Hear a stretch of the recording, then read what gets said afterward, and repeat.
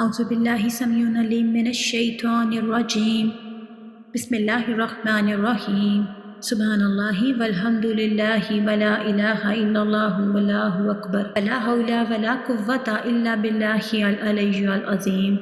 السلام علیکم ورحمۃ اللہ وبرکاتہ۔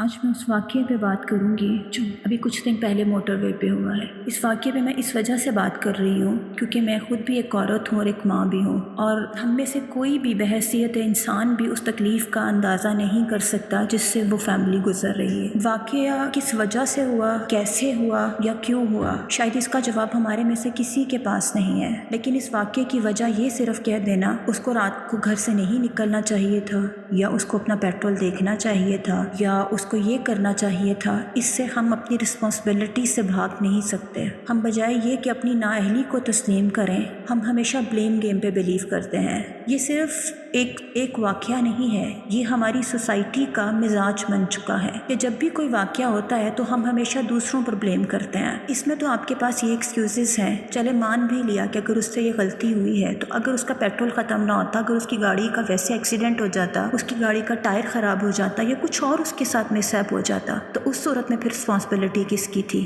کیا تب بھی اسی کی تھی، یا اس میں گورنمنٹ کی رسپانسبلٹی آتی ہے؟ یا اس کے علاوہ جو اتنے سارے واقعات ہوتے ہیں اس میں ذمہ داری کس پہ عائد ہوتی ہے؟ جو کچھ بچیوں کے ساتھ ہو رہا ہے، ہم بچیاں تو کیا، بچے خواجہ سرا کس کے ساتھ ہم یہ سب کچھ نہیں دیکھ رہے، اس کی ذمہ داری کس پہ عائد ہوتی ہے؟ کیا بچیوں کو قصور ہوتا ہے؟ یہ کہنا کہ نہیں جی اس میں اس کا قصور ہے، یہ سراسر غلط ہے۔ اس کی غلطی ہو سکتی ہے کہ اس کو واقعتاً اتنی رات کو نہیں نکلنا چاہیے تھا، لیکن کیا اس کے دماغ کے کسی کونے میں یہ ہوگا کہ اس کے ساتھ یہ ہو سکتا ہے، یا ہمارے کسی کے بھی دماغ میں یہ ہوتا ہے جب ہم گھر سے باہر نکلتے ہیں کہ ہمارے ساتھ یہ ہو سکتا ہے، یا ہم سوچتے ہیں کہ ہمارے ساتھ ایسا ہونا چاہیے، اور وہ بھی ہمارے بچوں کے سامنے؟ جو بچے ہیں ان کا کیا قصور تھا؟ جو کچھ ان کے سامنے ان کی ماں کے ساتھ ہوا ہے، کیا وہ اپنی زندگی میں کبھی اس کو بھول پائیں گے؟ ہم اپنی سوسائٹی کو کیا ہیلدی ہیومن بینگز دے رہے ہیں؟ جو کچھ ہمارے معاشرے میں بچیوں کے ساتھ یا بچوں کے ساتھ ہو رہا ہے، اس کے بعد ہم اپنی سوسائٹی کو کرمینل مائنڈڈ بچے دے رہے ہیں یا کہ ہم ہیلدی مائنڈڈ بچے دے رہے ہیں؟ ہمیں یہ بھی تو ساتھ ساتھ سوچنا چاہیے۔ ہر چیز ہم معاشرے پر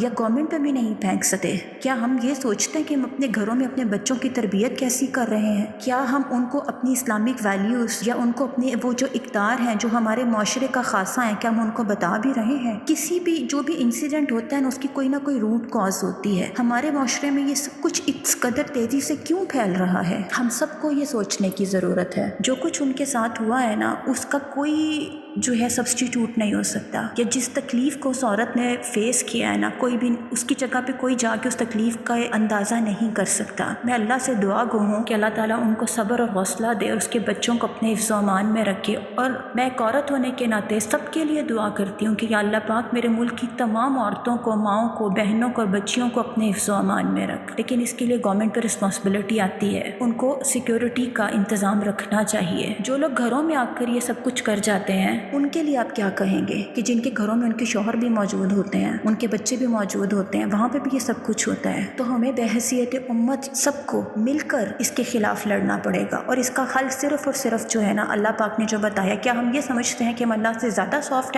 ہارٹیڈ ہیں، یا ہم اللہ سے زیادہ کائنڈ ہیں کہ ہم یہ کہتے ہیں کہ نہیں ان کو سر عام پھانسی نہیں دینی چاہیے؟ جب اللہ نے قرآن میں، شریعت میں یہ حکم دیا ہے کہ زانیوں کو سنگسار کرو، ان کو کوڑے لگاؤ تاکہ دوسروں کے لیے وہ عبرت کا باعث بنے، اور اگلی دفعہ جب کوئی ایسا کام کرنے لگے تو اس کی روح کانپے۔ اگر کہا گیا ہے نا کہ چوری کرنے والے کا ہاتھ کاٹا جائے، تو وہ اس لیے کہا گیا ہے کہ تاکہ جب کوئی دوسرا چوری کرنے جائے تو اس سے پہلے یہ دیکھے کہ اس کی سزا کیا ہے۔ اسی طرح سے جب زانی کو سر عام سنگسار کیا جائے گا نا، یا ان کو سر عام پھانسی دی جائے گی، یا ان کو سزائیں دی جائیں گی، تبھی اس معاشرے میں سدھار ہوگا، ورنہ اب اس معاشرے میں سدھار نہیں ہو سکتا۔ اور اس کے بعد گھروں میں ہمیں خود اپنے بچوں کی تربیت پر زور دینا پڑے گا۔ آج کل بحیثیت مائیں ہم بھی اپنے بچوں کی تربیت پر وہ زور نہیں دیتی ہیں، ہم ان کو بالکل وہ اسلامک ویلیوز نہیں دیتی، بلکہ ہم تو لبرلزم کے نام پر اپنے بچوں کو اسلام سے دور کرتے جا رہے ہیں۔ جب ہم خود بھی اپنی بچیوں کو چھوٹے چھوٹے کپڑے پہناتے ہیں، لبرلزم کہتے ہیں اس کو، ماڈرنزم کہتے ہیں، تو ہم یہ نہیں سوچتے کہ جب وہ کپڑے پہن کے باہر جائیں گی، چاہے وہ بچیاں ہیں، ٹین ایجرز ہیں، یا کسی بھی ایج سے تعلق رکھتی ہیں، تو کیا ہم لوگوں کے لیے اٹریکشن کا باعث نہیں بنیں گے؟ کیا ہم جا کے ان کو سیڈیوس نہیں کریں گے؟ تو ہمیں خود بھی تو اپنی سیفٹی کرنی ہے۔ صرف گورنمنٹ اور سوسائٹی کا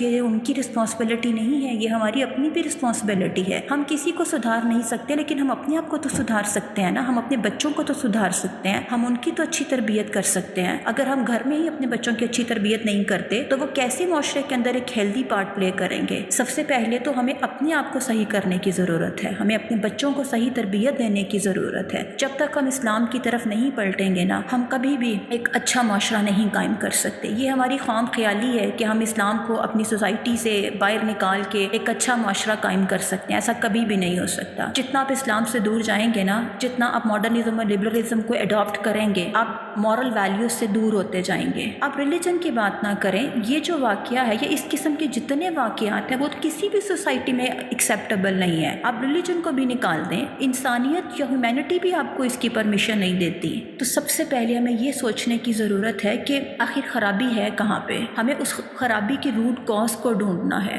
اس کے بعد ہم سب کو مل جل کر کوشش کرنی ہے. صرف گورنمنٹ ہی کچھ نہیں کر سکتی, ہم سب کو بھی اس کے لیے سٹینڈ لینا پڑے گا. اچھے کپڑے پہنے, ریزنیبل کپڑے پہنے, ماڈرن کپڑے پہنے, جیسے مرضی کپڑے پہنے, لیکن ایٹ لیسٹ اتنا خیال رکھیں کہ جب وہ کپڑے پہن کے باہر جا رہے ہیں تو جب لوگ آپ کو گھور رہے ہیں تو اس کا مطلب ہے کہ کچھ نہ کچھ تو برائی ہے نا. تو اتنے تو کپڑے ہونا جو لوگوں کے لیے ان کی اٹریکشن کا یا ان کو سیڈیوس کرنے کا باعث نہ بنے. اسی لیے اللہ پاک نے ہمیں اچھے صاف ستھرے کپڑے پہننے کا حکم دیا ہے. اس کے علاوہ ہمیں صرف اپنے ظاہر کو پاک نہیں کرنا, ہمیں اپنے باطن کو بھی پاک صاف رکھنا ہے. ہمیں اپنی بچیوں کو بھی یہی چیزیں سکھانی ہیں, ہمیں اپنے بچوں کو بھی یہی چیزیں سکھانی ہیں. یہ نہیں کہ آپ مورالٹی صرف اپنی بچیوں کو دیں اور اپنے بچوں کو جیسا مرضی کرنے دیں. جب ہم یہ کرتے ہیں نا, تب بھی ہم اپنے بچوں کے ساتھ زیادتی کر رہے ہیں, کیونکہ الٹیمیٹلی تو بچے یہ سب کچھ باہر جا کے کر رہے ہیں نا. تو اگر محنت بچیوں پہ ہو تو اتنی ہی محنت ہمارے بچوں پہ بھی ہونی چاہیے. جو لوگ یہ کہتے ہیں نا کہ حیا عورت کا زیور ہے, تو ساتھ ساتھ حیا ہر انسان کا زیور ہے. مرد ہو, عورت ہو, بچہ ہو, بچی ہو,